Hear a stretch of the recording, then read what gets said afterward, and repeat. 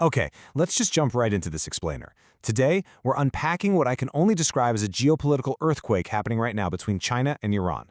Look, if you follow global news at all, you have definitely seen the sensational headlines, right? Blocked sea lanes, secret railways, the imminent catastrophic fall of the US dollar. But today, we're going to look right past all that noise. We're getting down to the bare metal, the actual on-the-ground realities of physical logistics, crude oil, and the invisible plumbing of global currency. Here is our roadmap for today. 1. The Petroyuan at Hormuz. 2. The 25-year strategic partnership. 3. The China-Iran rail lifeline. 4. Mathematics of oil logistics. And 5. Fracturing the dollar dominance. Let's start with Section 1, the Petroyuan at Hormuz. So, we have to start at the macro level, looking at the world's absolute most vital energy artery, the Strait of Hormuz. We're talking about roughly a fifth of all global oil passing through this one narrow, incredibly vulnerable maritime choke point. It is the center of global energy gravity. But lately, there are some really bold claims circulating out there. Commentators are basically saying that China and Iran have totally shattered America's blockade.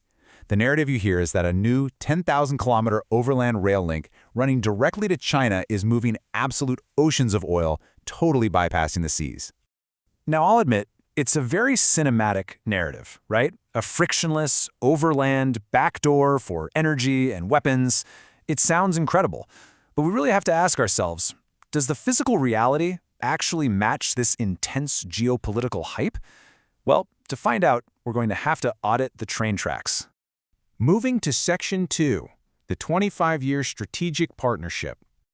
To truly understand the stakes here, we have to look back at the foundation of this whole thing, which was signed in March 2021. And honestly, this isn't just a treaty. It is essentially a massive geopolitical merger. China is committing to pump up to $400 billion into Iranian infrastructure over a 25-year period. And what did they get in exchange? A locked-in, guaranteed supply of heavily discounted oil and gas.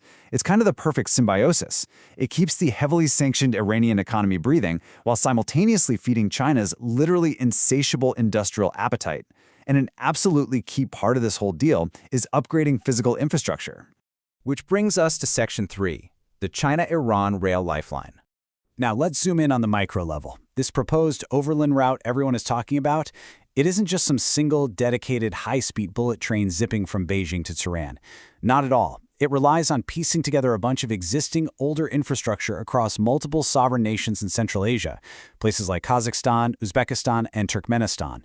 And that introduces a massive, deeply unglamorous logistical bottleneck called a break of gauge. Basically, think of it like trying to fit a square peg into a round hole every single time a train crosses a border, just because two neighboring countries use totally different widths for their train tracks. And this perfectly illustrates the problem. China and Iran, they use the standard gauge, which is exactly 1,435 millimeters wide. But the transit countries trapped in the middle, the post-Soviet states, they use a wider gauge of 1,520 millimeters. So a massive train full of crude oil cannot just seamlessly roll across the Asian continent. It hits a hard, literal, physical stop at the border because the steel tracks just do not align. And let me tell you, this is not just a quick pit stop. Every single train has to undergo this grueling, tedious stop and swap procedure at these predictable bottleneck yards, like the one in Sarax. Picture this.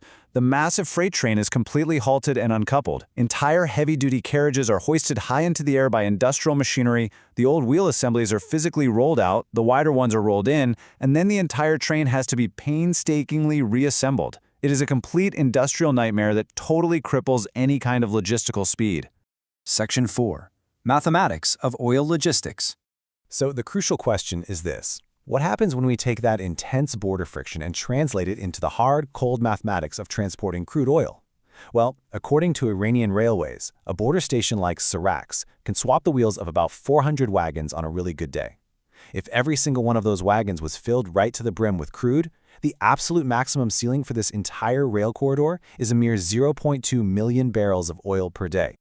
Okay, keep that tiny 0.2 million in your head for a second and compare it to this number, 20 million. That is the staggering 20 million barrels per day that flowed freely through the Strait of Hormuz by sea in 2024. So as you can undeniably see here, the overland rail line is literally just a drop in the ocean. It represents barely 1% of the maritime flow. The math just does not lie. Look, while trains are fantastic for shipping laptops and consumer goods, they are mathematically incapable of replacing seaborne oil trade. When it comes to moving the literal lifeblood of the global economy, the sea is, and remains, the undisputed king of volume. Section 5. Fracturing the dollar dominance. So you might be wondering, if the trains can't bypass the sea, why is there so much panic? Well, because the real weapon here isn't the physical volume of the oil, it's the currency being used to buy it. To really grasp the shockwave that's happening right now, you have to understand the petrodollar. Since 1974, global oil has been priced almost exclusively in US dollars. Because every nation on Earth needs oil, every nation needs dollars to buy it. It creates this permanent, artificial global demand for American currency. It's basically the invisible financial architecture that keeps inflation in check and gives the US dollar its immense purchasing power. But here's the thing, that 50-year foundation, it's cracking. In 1974, Saudi Arabia locked in that exclusive dollar pricing era. But fast forward to June 2024, and Saudi Arabia notably let that exclusive commitment expire. Now add Iran to the mix, actively weaponizing the Hormuz choke point, allegedly offering safe passage to oil tankers only if the cargo is settled in Chinese yuan. We are quite literally witnessing the birth of the first operational Petroyuan corridor. And you know what? Global markets are already reflecting this massive tectonic shift. Back in 1999, the US dollar made up 71% of all global foreign exchange reserves. Today, that dominance has slid down to roughly 57%. That is its lowest level since 1994. The world's central banks are quietly, slowly, looking for the exits and diversifying. Now, to be clear, this isn't some dramatic overnight collapse of the dollar. Instead, what we're seeing is a really calculated construction of a parallel financial universe. Think of it kind of like rival operating systems for global trade. Russia has built SUPFS to entirely bypass the Western SWIFT network. China has CIPS for settling international trade directly in yuan. And then there's mBridge, an advanced digital currency platform involving China and the UAE. These are alternative plumbing systems. They allow sovereign nations to trade billions and billions in energy without a single solitary US dollar ever changing hands. So, as we wrap up this explainer, the key takeaway is pretty clear. The sensational headlines about trains totally replacing ships, yeah, that's a logistical myth. But the shift in the financial plumbing happening deep beneath those ships, that is a historical reality. And I want to leave you with this final thought.